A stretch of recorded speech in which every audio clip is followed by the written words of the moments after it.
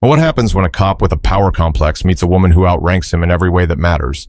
It started on a Wednesday night, late, just after 11 o'clock p.m., the kind of time when the streets of Toledo, Ohio are mostly empty, except for the occasional shift worker heading home, or someone like Lieutenant Colonel Adrienne Wallace, driving through town after wrapping up a base meeting 2 hours south.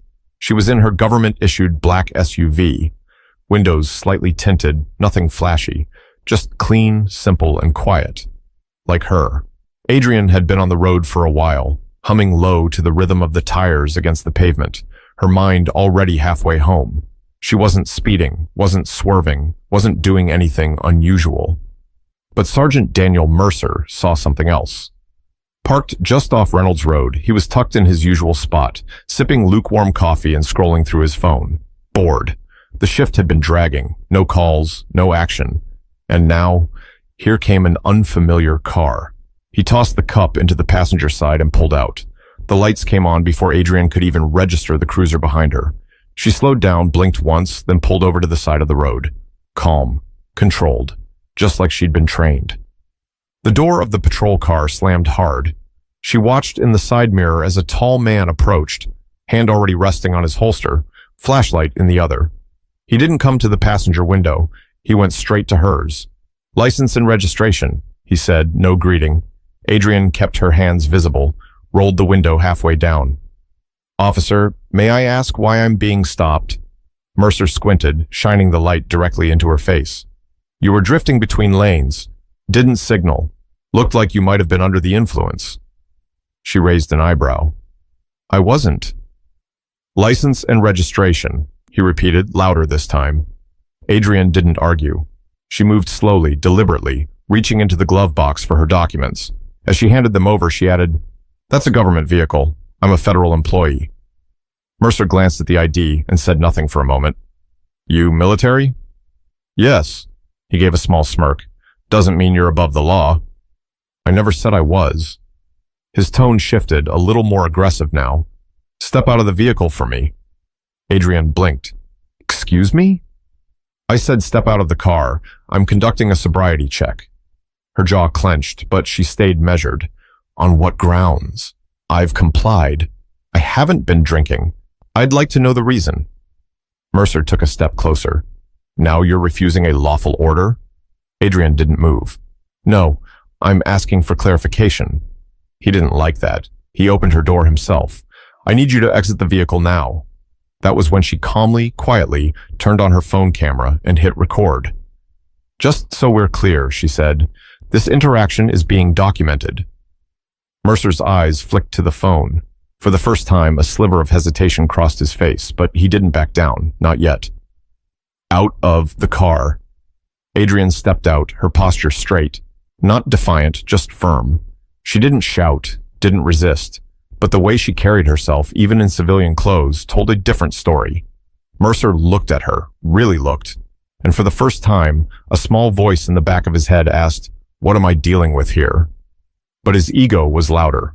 He proceeded with the field test, making her walk a straight line under the streetlights like she was some reckless driver on a Saturday night.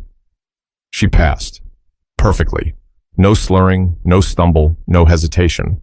Still, he wrote her a citation for failure to maintain lane. Adrienne took the ticket, no words, just a look. She got back in her car and drove away into the dark. But Mercer had no idea that ticket was going to show back up in a courtroom and change everything. Sergeant Daniel Mercer wasn't new to this. 15 years on the force had carved deep lines into his face and thicker ones into his sense of self. He'd been in everything from neighborhood standoffs to messy traffic accidents, and he'd earned a reputation, the kind that made rookies tighten up when he walked in the room. But Mercer liked it that way. He didn't ask questions. He gave orders. And in his mind, the badge meant control, authority, final say. Whether it was a teenager mouthing off or a frustrated driver asking too many questions, Mercer never backed down, and he never apologized. His precinct on the west side of Toledo knew what they had. A cop who'd do the paperwork, show up on time, and never hesitate. That also meant they knew he could be rough, sharp with his tone, quick to escalate, but nobody really challenged him. Not until that night, When he got back to the station after the stop, he barely mentioned it. He logged the citation in the system, gave a quick write-up. Failure to maintain lane, possible signs of impairment, no arrest made, and tossed the body cam in the charging dock like he always did. The video sat there for 2 days before anyone bothered to review it. In the meantime, Mercer joked about it in the break room. "Woman tried to pull rank on me," he said to Officer Diaz. "Flashed her government ID like that was supposed to impress me." Diaz raised a brow. "Wait, she was military?" Mercer shrugged. "So she says. Some fed with an attitude." "What was her name?" Mercer leaned back in his chair, popped open a bag of chips, and said, "Wallace. Adrienne Wallace." Diaz's face shifted. "You mean Lieutenant Colonel Wallace?" Mercer paused. "How would you know that?" "She gave a lecture at the academy last year," Diaz said slowly. "She's not just military. She's high up. Runs logistics out of Fort Wayne, Bronze Star, 2 deployments. She's legit." Mercer scoffed, waving it off. "Don't care who she is. On the road, I'm the authority." But something about Diaz's tone lingered. That small note of caution, of respect. It chipped at Mercer's usual armor. Still, he didn't go back and watch the footage. He didn't think twice about the ticket. In his head, it was already done and buried. But it wasn't. Because Wallace had filed a formal complaint the next morning, not just with Internal Affairs, with the Office of the Inspector General, and she wasn't alone. The video she recorded had already been passed along to her legal team, and a copy was quietly making rounds through the military chain of command. Mercer didn't know any of this yet. He was back in his routine, responding to minor calls, barking at people during traffic stops, carrying himself like a man who couldn't be touched, because for years, he hadn't been. The system had protected him. Supervisors had looked the other way. Union reps had shut down complaints. And Mercer had come to believe the rules didn't apply to him the way they did to everyone else. But now there was someone on the other side who wasn't afraid. Someone who didn't yell, didn't fight, didn't crumble. She just documented everything, followed protocol, made one phone call at the right time to the right office. And she had receipts. But Mercer didn't see it coming until the envelope hit his desk, marked formal inquiry. Adrienne Wallace wasn't the kind of person who made noise for no reason. She wasn't dramatic, she wasn't confrontational, and she sure didn't have time to chase down every small injustice that came her way. Not after 22 years in uniform, 2 tours overseas, and enough close calls to make most people fold. But this time, it was different. Because she wasn't just thinking about herself. She was thinking about every young soldier she mentored, every civilian she'd seen mistreated without anyone to speak up for them, every woman, especially every black woman, who'd been forced to swallow their pride just to avoid making things worse. And she wasn't doing that anymore. Back at Fort Wayne, Indiana, Adrienne sat in her office the morning after the stop, staring at her screen. She'd barely slept. Not because she was angry, though she was, but because the whole thing kept replaying in her head. The way he talked to her like she was nothing. The way his hand hovered over his holster. The way he tried to bait her into reacting. She knew the script, knew what could have happened if she hadn't kept her tone even, knew exactly how fast things could go wrong, even with the camera rolling. Her aide, Sergeant Daniels, poked his head in. "You good, ma'am?" Adrienne looked up, expression calm but focused. "No, but I'm handling it." He stepped in, closed the door behind him.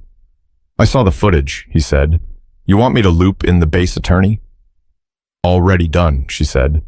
Daniels hesitated. "You sure you want to go public with it?" Adrienne leaned back. "I'm not looking for headlines. I'm looking for accountability." And she meant that. She'd spent her entire career leading with discipline, with integrity. Her rank wasn't just something she wore on her shoulder. It was something she earned, through years of work, through decisions that affected lives. She'd commanded convoys across dangerous terrain, coordinated relief efforts after hurricanes. She'd been responsible for soldiers, supplies, and security across 4 different continents. But none of that had mattered when she was pulled over on a quiet road in Ohio. To Mercer, she was just another suspicious driver who didn't move fast enough when questioned. And the thing that ate at her wasn't just how he treated her, it was how comfortable he seemed doing it. That was the real problem. So Adrienne made a few calls, first to JAG, then to the Inspector General's office. She attached the footage, filed the complaint. She didn't embellish. She didn't dramatize. She just told the truth, backed by video, and let the facts stand on their own. By the end of the week, the story had started to circulate within military legal circles. It hadn't hit the media. Not yet. But Mercer's name was now attached to an internal investigation. The department's legal counsel had been notified, and Adrian, she kept working, kept showing up, didn't mention it unless asked. But behind the scenes, she was preparing something else. Because her lawyer had suggested that the stop wasn't just inappropriate, it might have violated federal policy, considering her government status in the absence of probable cause. And if it came to it, they'd go to court. Adrian didn't flinch at that. She welcomed it. But Mercer still didn't believe this would go anywhere. Not until he was told to appear in front of a judge. The envelope was thin. Nothing flashy. Just a plain manila folder with his name typed on the front and a return address from the Lucas County Civil Court. Mercer tore it open in the parking lot, half distracted, figuring it was just another traffic summons or departmental memo. But it wasn't. It was a notice to appear. A formal civil rights complaint had been filed. The plaintiff, Lieutenant Colonel Adrian Wallace. The charge, violation of constitutional rights during a traffic stop, including unlawful detainment, intimidation, and abuse of authority. Mercer stood there for a minute, staring at the paper. Then he laughed, out loud. "No way," he muttered. "No way this sticks." But when he stepped back inside the station, the mood was different. His captain, Officer Redding, called him into the office. Door shut, blinds pulled. "Dan," Redding started, "we need to talk." Mercer sat, arms crossed. "About what? The lady from the other night? She's trying to play victim." Redding didn't smile. "She's not playing anything. Do you even know who she is?" "I don't care who she is. She got pulled over, acted smug, and now she's mad I didn't kiss her shoes." Redding leaned forward. "She's not just some random motorist. She's a lieutenant colonel, a combat veteran. Her record's spotless. Her connections are deep. And she's got the whole thing on tape. From two angles, yours and hers." Mercer scoffed. "So what, we just roll over, say sorry because she's got some stripes?" "No. But we don't pretend this is nothing either. You're going to court. And if this gets out, and it will, it's going to blow up." Still, Mercer couldn't shake the arrogance. "She didn't even get arrested. I didn't touch her. I was following procedure." "You were on edge, Dan. You escalated. You treated her like a suspect before you even knew who she was." Mercer bit his lip. For once, he didn't have a snappy response. The notice said the court date was set for 3 weeks out.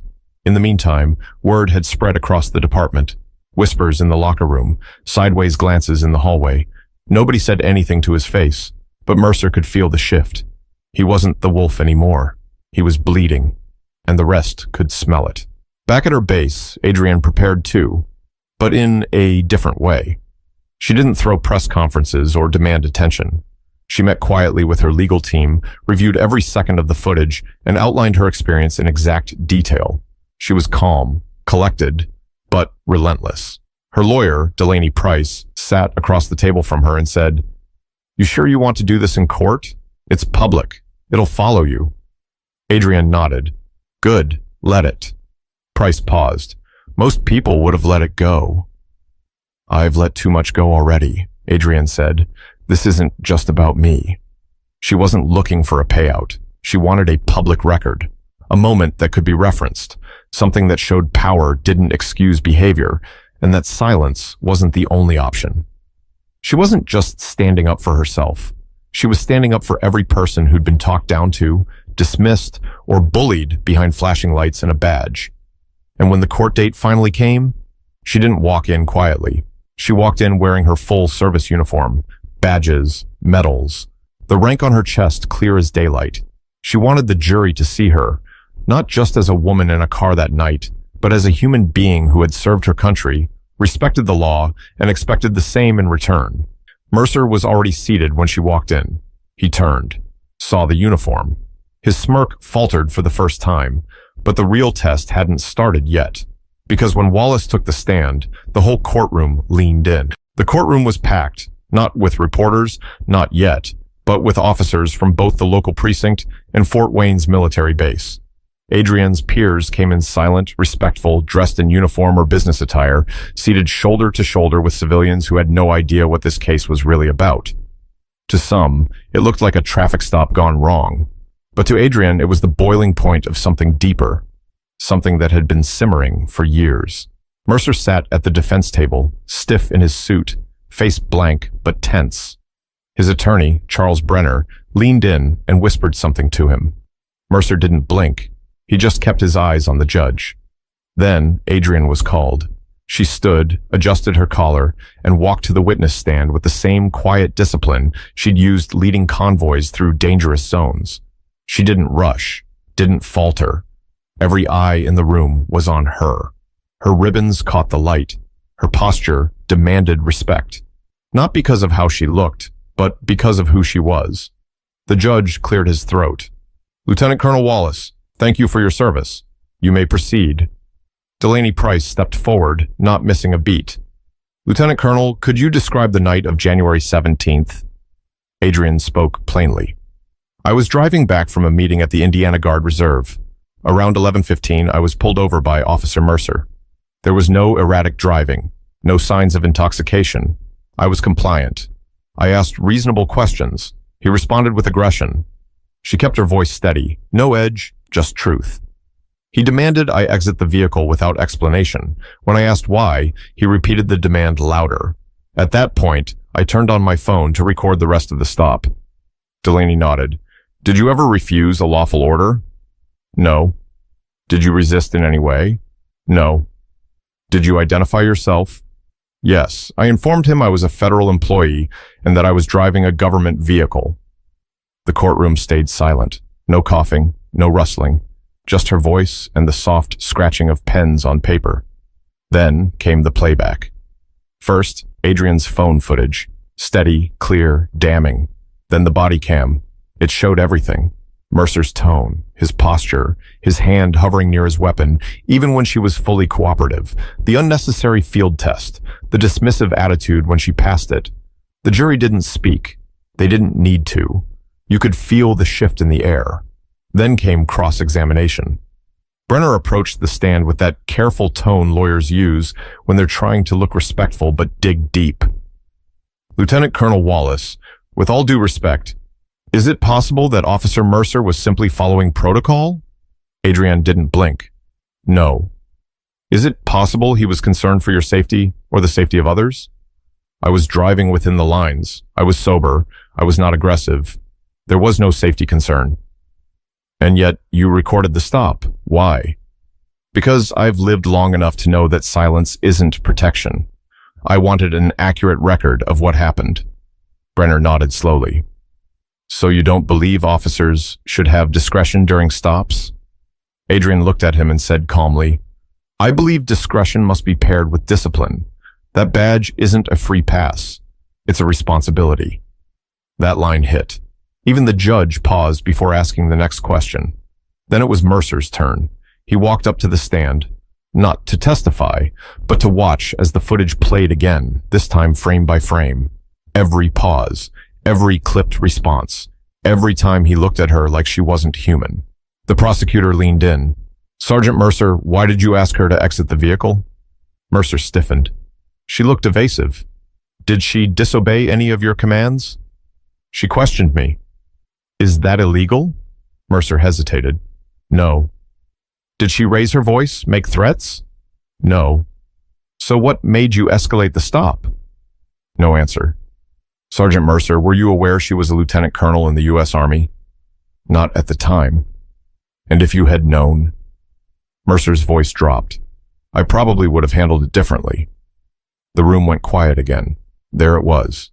The truth, or at least a part of it. Not regret, just a slip of honesty. Mercer didn't see a person that night. He saw someone who didn't move fast enough, didn't speak the way he liked, didn't submit. And now, sitting across from her, with her rank laid bare, the courtroom could see it too. But the trial wasn't over, because now the jury had to decide what accountability really looks like. 3 days passed before the verdict came in. The courthouse was quieter this time. No military uniforms, no off-duty officers watching from the back.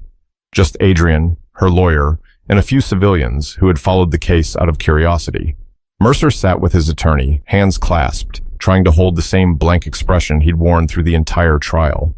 But this time, his jaw moved slightly, like he was grinding his teeth without even knowing it. The judge, Cynthia Morales, shuffled the papers on her bench and looked out across the courtroom. In the matter of Wallace v. Mercer, she began, the jury has found in favor of the plaintiff. Mercer shifted. Adrian stayed still. The court recognizes a violation of constitutional rights during an unlawful stop and detainment. Furthermore, the court finds that the actions taken by Sergeant Mercer were not aligned with department policy or basic expectations of professional conduct. No one clapped, no gasps, just the flat weight of consequence. Mercer's attorney leaned in and whispered, "We'll appeal." But even he didn't sound sure. The judge continued, "While no criminal charges will be filed at this time, the plaintiff is entitled to damages totaling $35,000, and this decision will remain on permanent public record. Furthermore, this ruling will be forwarded to the Department of Justice and the Toledo Police Department for internal review and policy evaluation." Adrian didn't smile. She didn't pump her fist or celebrate. She just nodded once. Not to the judge, not to the jury, but to herself. She had done what she came to do. After the hearing, Mercer stood outside the courthouse, pacing near the bottom steps. Reporters had started to show up, not in big waves, just a few local outlets, but enough for him to look down and cover his face with a folder as the cameras clicked. He didn't speak, didn't make a statement. He just walked to his car and drove off. Inside, Adrian stopped in the hallway, pulled out her phone and read the notification. "Verdict in your favor, case closed." Her attorney caught up to her. "You could have asked for more." Adrian shook her head. "It was never about the money." Delaney looked at her for a second. "You think it'll change anything?" Adrian turned toward the glass doors and said, "I don't know, but maybe next time he pulls someone over, he'll think twice." A week later, Mercer was put on administrative leave while an internal review was conducted. Rumors said he might be reassigned. Others said this was the beginning of the end for his career. Either way, the shield that had once protected him was cracked, and everyone could see it. At Fort Wayne, Adrienne returned to her duties like nothing had happened. She wasn't interested in being a hero. She didn't want interviews. She had work to do, people to train, missions to manage, responsibilities to uphold. But within her command, the message was clear. You don't always have to raise your voice to demand respect. You don't always have to break to prove you've been wronged. And sometimes, the quietest stance speaks the loudest. But even with the verdict behind her, Adrienne knew the fight wasn't over, because accountability isn't just about punishment. It's about what comes next. 2 months later, Adrienne stood in front of a room filled with young recruits at Fort Wayne. Most of them had only been in uniform a few weeks. Fresh faces, open minds, hungry to serve. She wasn't there to talk about combat strategy or logistics this time. She was there to talk about leadership and what it means when no one's watching. She looked around the room and asked a simple question. How many of you think a uniform automatically earns you respect? A few hands went up, some half-hearted, some confident. She nodded. I understand why you'd think that, but here's the truth. Respect isn't something you're owed. It's something you prove. Every day. Every choice. She let the silence hang for a second. Same goes for power, she continued. The badge, the rank, the authority. It's not a shield. It's a weight. And if you can't carry it with discipline, you don't deserve to carry it at all. In the back, one of the newer soldiers leaned forward, eyes locked. Adrienne paused, then added, When I was stopped by an officer who forgot that truth, I could have yelled. I could have panicked. I could have let it slide. She looked around. I didn't do any of those things. I documented it. I filed. I showed up in court, and I told the truth. A long pause. That officer thought his badge made him untouchable, until he saw my rank, not just on my uniform, but in how I carried myself. That's the difference. That's leadership. The room stayed quiet, but it wasn't the kind of quiet that comes from disinterest. It was the kind that comes when something lands. Adrienne closed the folder in front of her and looked up. Lead with character, serve with integrity, and never forget, you don't just represent the uniform, You represent every person who came before you and everyone who'll come after." She stepped off the platform, not for applause, not for thanks, but because the work was already done. Let this story be a reminder. Authority without accountability is just a mask for weakness. Speak up, stand firm, and when you see wrong, don't turn away. Because silence is comfort for the guilty, but courage is protection for the rest of us.